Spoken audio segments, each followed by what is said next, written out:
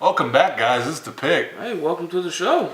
And we're going to be talking about these conference NFL playoff games. And we're going to be getting to those games with the Jags and the Patriots first. So we kind of had a little rough week with these picks. We were 0-2 both sides. But, Jags played really well.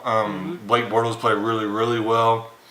Especially in the first half. Jags played really well in the first half. They had an early lead, and they looked really almost unstoppable on offense. And their defense was playing decently.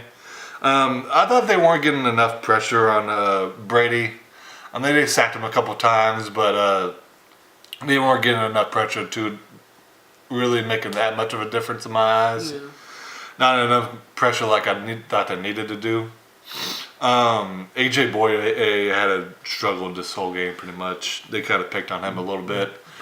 And they really, really picked on the linebackers and the safeties for the Jags. They used a lot of crossing routes, and really, the Jags really had no answer. They would go in man, and it didn't work. And they would go in zone, it wouldn't work. They knocked Gronk out early in the game, and they still can beat the damn Patriots. Let's see here.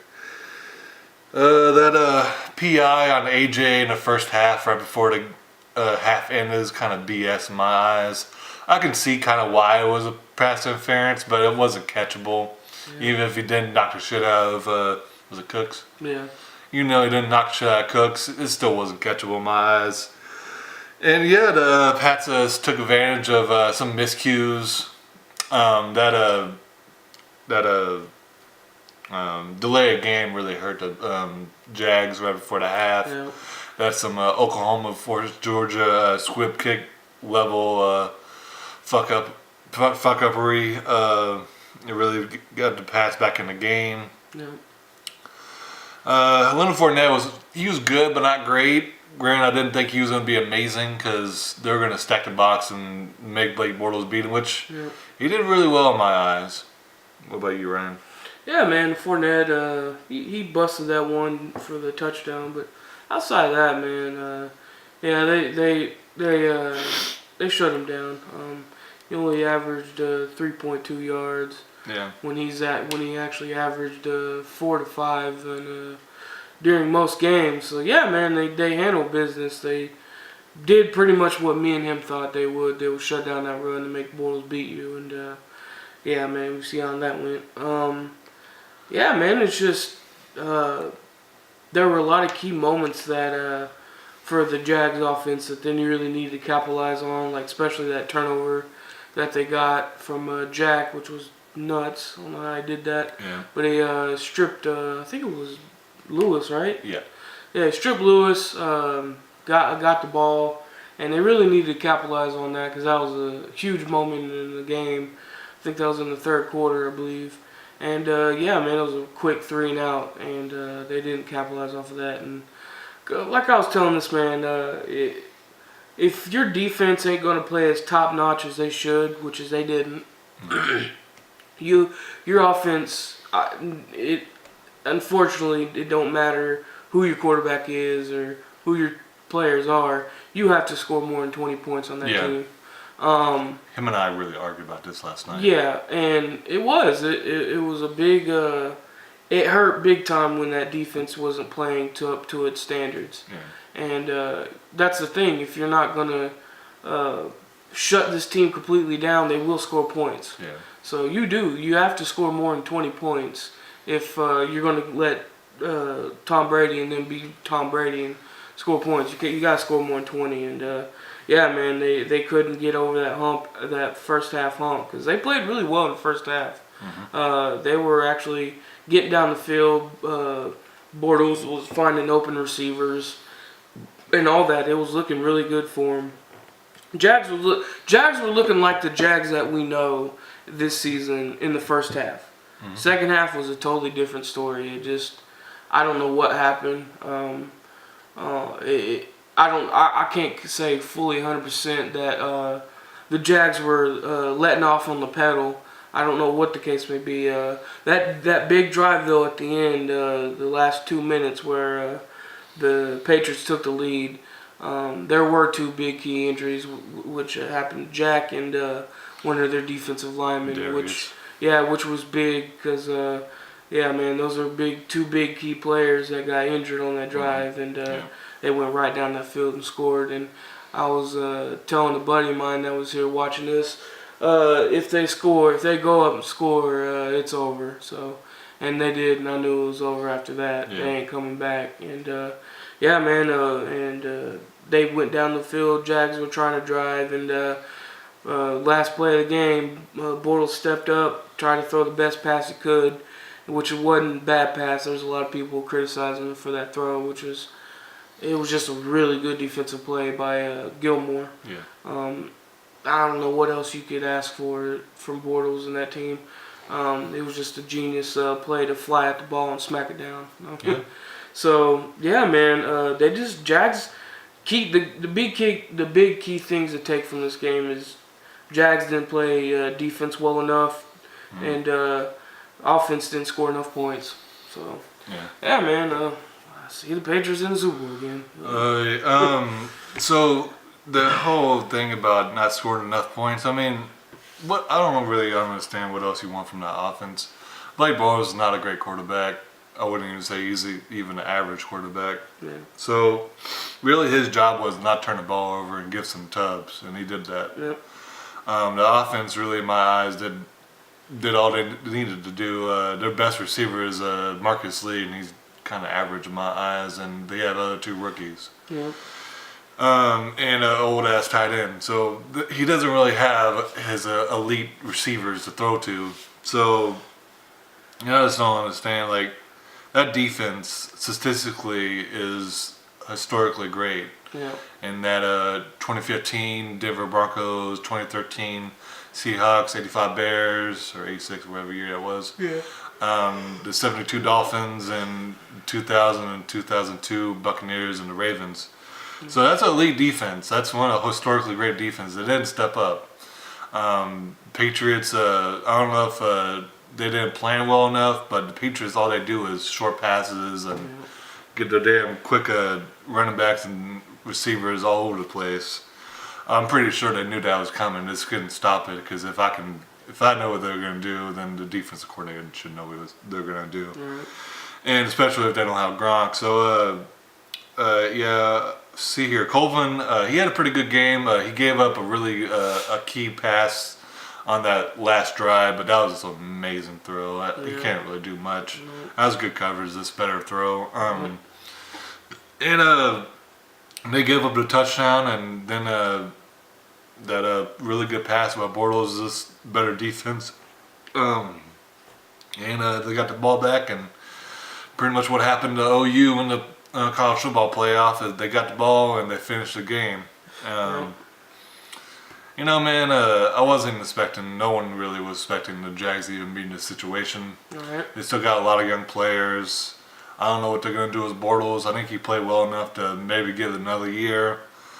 They need to figure out what they're going to do with the Allen brothers, and they're just going to have to figure out on defense. I think they need to get better safety play, and they need to figure out if Fowler and Adakwe are the elite pass rushers they want to be. Right. Fowler's in his final year, so they need to make a decision on that.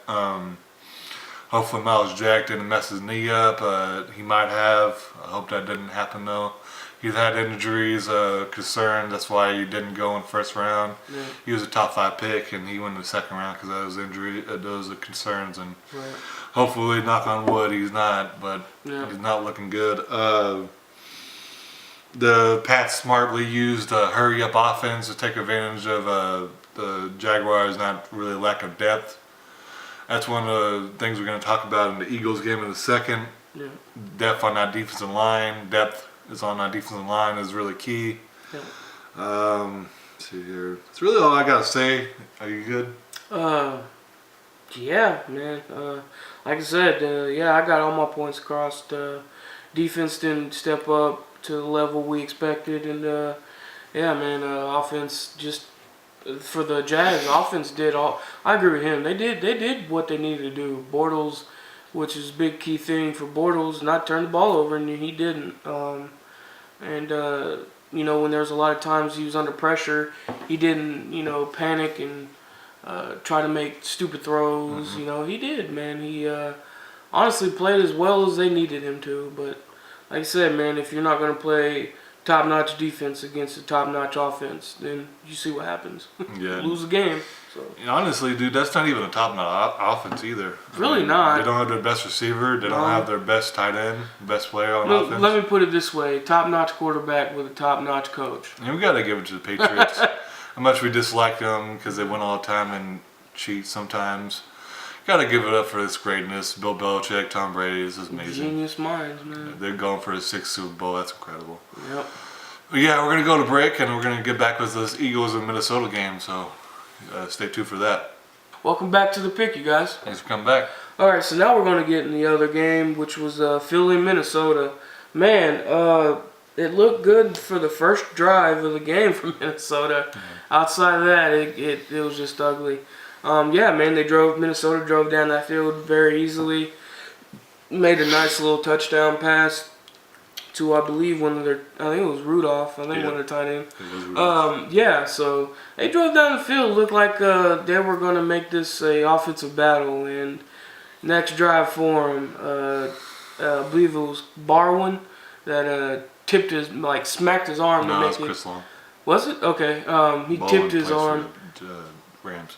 Well, okay. Yeah, so he tipped his arm just enough where the ball would make a weird flight go to it, and they picked it off and ran it all the way back. And honestly, Minnesota never got the momentum back. It stayed on Philly's side because right after that, I believe their next drive, they got sack fumbled as well. So yeah, man, just all around bad outside of that first drive for Minnesota. And Eagles just took flight after that, like literally just took flight. Nick Foles just looked outstandingly good. Mm-hmm. 352 yards, 3 touchdowns, no picks. He did, I don't know how that play happened, but he kind of did like a Peyton Manning or Eli Manning move in that one pocket where it looked like he was going to go down, and somehow he gets out of it and throws a bomb to Jeffries. Mm-hmm. And some Carson Wentz shit right. I mean, just a crazy play. And yeah, man, once they scored that, which I think made it 31, I believe. I could be wrong, or that might have been actually 28. But I kind of knew at that point it's not going to be good for Minnesota. And then right as the second half started, they got the ball, drove down the field again and scored, and they made it 38-7. I knew this game was over by the third quarter, and I was like, well, Philly's going to Super Bowl. Yeah, man, like I said, Nick Foles balled out. Just what I said in the pre-games for these games is I kind of figured the tight ends would be a big factor for Philly, and it was. Ertz went nuts. He had 8 catches for 93 yards, no touchdowns, but he made very big key receptions in those in that game. And yeah, man, it was that was where the big mismatches were the tight ends. They couldn't figure out where Ertz was on that field, so they just took advantage of that big time. And yeah, man, I just can't praise enough how well Foles played, man. That one really good flea flicker play when he tossed it to Smith. I didn't think no way he was gonna put that in there. Yeah. It was gonna get batted down somehow. But no, man, he put it right where it needed to be. He couldn't have put that ball anywhere better. And yeah, man, Minnesota, they couldn't find no offense. Defense was getting beat on. They had no running game. Their best receiver was their running back, McKinnon. I think he caught the ball it felt like 50 times, but he caught the ball 11 times because Philly's defense. That was kind of the key factor for Philly's defense was how well that secondary will play, and they played really well. There's a lot of times that Keenum had to check down to McKinnon, and that's why he has so many receptions. Is he couldn't find the receivers down the field, and that defense was coming on the line, so he had to get rid of it quick. So And they did, man. That's why he was the leading receiver for 11, because he was just trying to get it out of his hands without taking sacks, because they were coming. So, yeah, man, Philly's defense stepped up big time, man. And good win for Philly, man. Minnesota, man, after that crazy week last week with them catching that pass. I thought it was, honestly, man, I thought it was just, it was theirs to take to go to the Super Bowl. And man, Philly was like, no, man, this is we're taking this, and they took off with it, man. So, what you think? Pretty much what you said. That pick for 6 by Case was a pretty bad decision. Yeah. Even though it got knocked, he got his follow through, got knocked, and his arm kind of got hit a little bit. Yeah. He was thrown into bad coverage anyway, so that was a mistake. Every time that Minnesota was seeming like they were doing something on offense, they would turn the ball over. Yeah. That fumble by Derek Barnett and recovered by Chris Long. I mean, that pretty much silenced them. Yep. Terrible coverage and terrible tackling from Minnesota. Just on their defense is just one of the real reasons why they lost this game. They looked like a Big 12 defense at times. Don't know what the fuck they're doing. Just wide open passes, missing people, and the tight ends for the Eagles just absolutely killed them. Number 26, Trey Waynes for Minnesota had a really bad game. He really struggled. He got picked on a lot. And Rhodes, he didn't have his best game of his season either. He got passed on a little bit as well. Yeah. That defense didn't get to him enough. Outside of one sack, they didn't really even breathe on Nick Foles, and Nick Foles was looking like Carson Wentz. Yeah. Pretty much if Carson Wentz would have played in this game, he pretty much would have done what Nick Foles did. And he was coaching Nick Foles every time he came on the sideline, so yeah, you got to give a little credit to Carson Wentz. Yeah. Even though he's hurt, he's still helping his team. That flea flicker throw was amazing. That was elite. I just don't understand what the fuck happened to this Minnesota defense. One of the best defenses in the NFL. Historically great on third down. It just got shredded on third down. I don't even know really what to say. Pretty much covered everything. Well, I want to put that. It's funny. I just put two and two together. It's kind of crazy how both of these top-notch defenses of the Jags and Minnesota did not come to play when they really needed to. It's just crazy. Both of these defenses have been top-notch defenses the entire season, and they're one game away from the big house, man, and they just play like they never was that team. So Yeah. it's weird to see both of these defenses just kind of crumble in heated situations.